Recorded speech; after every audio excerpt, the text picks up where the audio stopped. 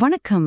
இன்னைக்கு நாம பார்க்க போற விஷயம் ராணுவ வரலாறுலயே ரொம்ப தவறா புரிஞ்சுகிட்ட, அதே சமயம் பயங்கர சர்ச்சைக்குள்ளான ஒரு டெக்னாலஜி பத்தி தான். அது வேற எதுவும் இல்ல, F-35 ஃபைட்டர் ஜெட் தான். வாங்க, இது உண்மையில என்னன்னு ஆழமா பார்க்கலாம். சரி, முதல்ல இந்த எல்லா சர்ச்சைக்கும் மூல காரணம் என்னன்னு பாப்போம். இந்த ஒரு விமான திட்டத்தோட மொத்த செலவு, அதோட முழு ஆயுட்காலத்துக்கும் எவ்வளோ தெரியுமா? $2 ட்ரில்லியன். ஆமா, நீங்க கேட்டது கரெக்ட் தான்.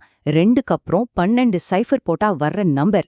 இந்த நம்ப முடியாத காசு தான் இந்த விமானத்தை பத்தின ஒவ்வொரு பேச்சுக்கும் முதல் புள்ளியா இருக்கு.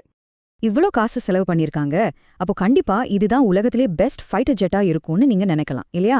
ஆனா இங்க பாருங்க, அதோட வேகத்திலையும் சரி, வளைஞ்சு நெளிஞ்சு போற திறமையிலையும் சரி, F-22 ராப்டர் மாதிரியான மத்த டாப் டியர் ஜெட்களை விட இது பின்தங்கிதான் இருக்கு. இத பார்த்த உடனே நிறைய பேர் அட இது ஒரு ஃபெயிலியர் ப்ராஜெக்ட்னு சொல்லிடுறாங்க. ஆனா வெயிட் பண்ணுங்க, அசலான கதையே இப்பதான் ஆரம்பிக்குது.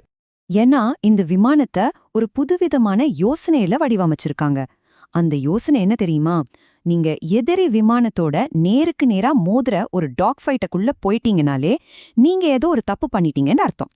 இது கேட்கவே கொஞ்சம் விசித்திரமா இருக்குல்ல? அப்போ ஒரு ஃபைட்டர் ஜெட்டோட உண்மையான வேலை என்னவா இருக்கும்?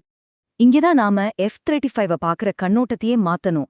இது வெறும் எதிரிய சுட்டுத் தள்ளுற ஒரு ஃபைட்டர் ஜெட் மட்டும் இல்ல, சொல்லப்போனா இது வானத்துல பறக்கிற ஒரு சூப்பர் கம்ப்யூட்டர். ஒரு குவார்ட்டர்பேக் மாதிரி போர்க்களத்துல சுத்தி நடக்கிற எல்லா தகவலையும் சேகரிச்சு அடுத்து என்ன பண்ணலான்னு முடிவு பண்ற மூளையா இது வேலை செய்யுது.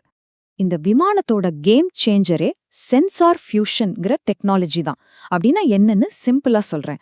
விமானத்துல இருக்கிற ரேடார், கேமரா, மத்த எல்லா சென்சார்ல இருந்தும் வர்ற டேட்டாவை அதோட கம்ப்யூட்டரே ஒன்னா சேர்த்து பைலட்டுக்கு ஒரே ஒரு ஸ்கிரீன்ல ரொம்ப தெளிவான ஒரு படமா காட்டிடும்.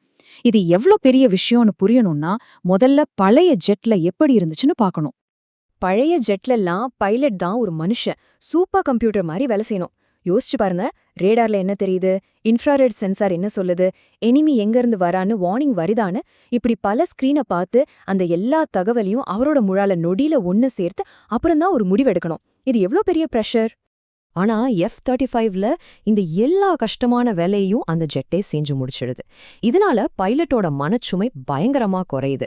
அவர் வெறும் சண்டை போடுற ஒருத்தரா இல்லாம ஒரு பேட்டில் மேனேஜர் மாதிரி அடுத்து என்ன நடக்கணும்னு முடிவு பண்றவரா மாறிடுறாரு. இதுதான் உண்மையான புரட்சி. சரி, இந்த மாதிரி ஒரு சூப்பர் பிரெயின், அதோட எதிரி கண்ணுக்கே தெரியாம மறைஞ்சு போற ஸ்டெல்த் டெக்னாலஜியும் சேரும்போது என்ன நடக்கும்?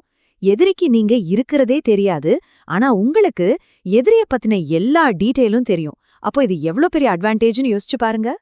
சரி, எப்படி F-35னால இப்படி எல்லாத்தையும் பார்க்க முடியுது? அதுக்கு காரணம் சில முக்கியமான டெக்னாலஜிஸ். முதல்ல DAS, அதாவது டிஸ்ட்ரிபியூட்டட் அப்பர்ச்சர் சிஸ்டம். சிம்பிளா சொன்னா, ஜெட்டை சுத்தி 6 கேமரா வச்சிருக்காங்க. இதனால பைலட்டால 360 டிகிரில ஏன் அவருக்கு கீழே என்ன இருக்குன்னு கூட பார்க்க முடியும். அடுத்து அதோட பவர்ஃபுல் ASAA ரேடார். இது ஒரே நேரத்துல எதிரிய கண்காணிக்கவும் செய்யும், அவங்களோட சிக்னலை ஜாம் பண்ணவும் செய்யும், மத்த நம்ம விமானங்களோட பேசவும் செய்யும். கடைசியா டெக்னாலஜி ரீஃப்ரெஷ் 3. இதுதான் இந்த ஜெட்டோட கோர் ப்ராசஸர், அதோட மூளை. ஆர்டிஃபிஷியல் இன்டெலிஜென்ஸ் மூலமா எந்த டார்கெட் முதல்ல தாக்கணும்னு முடிவு பண்ற அளவுக்கு இதுக்கு பவர் இருக்கு. இந்த எல்லா டெக்னாலஜியோட ஒரே ஒரு குறிக்கோள் தான், ரொம்ப சிம்பிள். எதிரிக்கு இங்க ஒரு F-35 இருக்குன்னு தெரிய வர்றதுக்கு முன்னாடியே கிட்டத்தட்ட 50 மைல் தூரத்துல இருந்தே அவங்கள தாக்கி அழிச்சிடணும். இப்படி பண்றதுனால அந்த நேருக்கு நேர் மோதுற ஆபத்தான டாக் ஃபைட்டையே முழுசா தவிர்த்துடலாம். ஓகே, இந்த ஜெட் இவ்ளோ பவர்ஃபுல்லா இருக்குன்னு சொல்றீங்க. அப்போ ஏன் ஆரம்பத்துல சொன்ன மாதிரி அவ்ளோ சர்ச்சை, அவ்ளோ செலவுன்னு கேள்வி வரும் இல்லையா? இப்போ இந்த ஆதிக்கத்துக்காக நாம குடுக்கற விலைய பத்தி பார்க்கலாம். இந்த சார்ட்ட பாருங்க, இது ஒரு அதிர்ச்சியான உண்மையை சொல்லுது. மொத்த F-35 விமான படையில எந்த நேரத்திலும் சண்டைக்கு போக தயாரா இருக்கிற விமானங்களோட எண்ணிக்கை வெறும் 55% தான். ஆனா அவங்களோட டார்கெட்டே 80%. ஏன் இந்த நிலைமை? அதுக்கு காரணமும் அதோட டெக்னாலஜி தான். ஒரு விதத்துல இது ஒரு விசித்திரமான முரண்பாடு. அதோட பலமே அதோட பலவீனமாவும் இருக்கு. இந்த ஜெட்ல இருக்கிற சிஸ்டம்ஸ் ரொம்ப ரொம்ப சிக்கலானது. அதனால அதுக்கு தொடர்ச்சியா ரொம்ப கஷ்டமான மெயின்டெனன்ஸ் தேவைப்படுது. அதோட ஸ்டெல்த் பெயிண்டிங் ரொம்ப சென்சிட்டிவ், வெயில் ஈரப்பதம் பட்டா கூட பாதிக்கும். அதோட இன்ஜின் பயங்கர பவர்ஃபுல், அதனால அது கூல் ஆகுறதுக்கு நிறைய டைம் எடுக்குது.